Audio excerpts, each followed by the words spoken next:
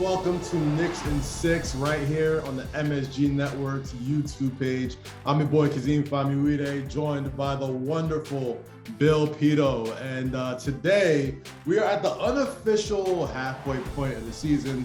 And I think I speak for a lot of Knicks fans and wishing that it could be a better part of the season. But I think right now is a great time to assess where we can be and what things could change for the rest of the season, Bill. So let's start it off with that. Trade deadline coming up, and as we record this, no changes for the Knicks roster. I got to tell you, Kaz, and I know the wins haven't been coming, especially lately, but when you look at the play specifically of some of these guys, and I'll just start with Julius Randle. I mean, his last 3 games, Lakers, Utah, and Denver have arguably been the best 3-game stretch he's had all year. He's averaged 30 per game. He went 32 and then 30 and then 28. And in each of the games, he's shot exactly 50%, shot efficiently from the floor. And with him playing like this, it's just a shame that they don't have anything really to show for it of late, because Julius Randle here, Kaz, is playing perhaps his best basketball of the season right now. Yeah, Bill, I feel like I could take a little pulse of Knicks fan nation a little bit, and they'll never boo effort. And the one thing we've noticed from, I want to say, the Minnesota game a few weeks back, is that Julius Randle and the rest of that first 5 on the New York Knicks starting lineup has been playing with a lot of effort. It is just a shame, like you said, that we could have seen a lot more of that effort throughout the season. Maybe they're in a different position right now in the playoff hunt if that effort was shown. But you can't say enough about how well Julius Randle has played on this West Coast trip. The last time we talked on Knicks in 6, we talked about things that we want to see on this daunting trip. And yes, we know with the teams that they were playing and the position they were in for a lot of, I'll say, tough games.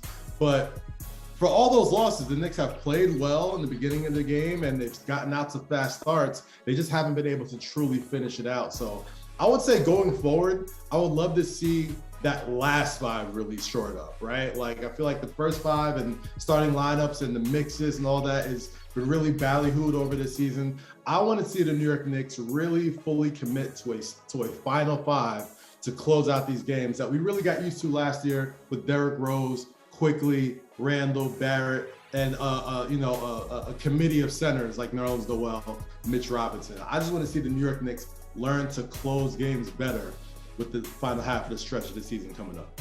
You know, I think, Kaz, it's worth pointing out, and you bring up Derrick Rose. I don't know that we underestimated his impact, but boy, without him, last year when he suited up, remember the Knicks were in the doldrums. They got Rose. When he suited up last year, they went 24-11. And boy, do we see what it means to this team when he's not there in crunch time. It's so evident, Kaz, that when the game is on the line, they really need someone to direct the offense. It's been a theme of ours on our coverage. All the fans talk about it. Boy, they hopefully when we do our next taping of Knicks in 6, we got Derrick Rose ready to go. He's supposed to be back after the All-Star break, and boy, do they need him, because the offensive execution, they're scoring enough points, but Kaz, they're not scoring the points when the game is on the line here lately, and that's something that really needs to improve going forward.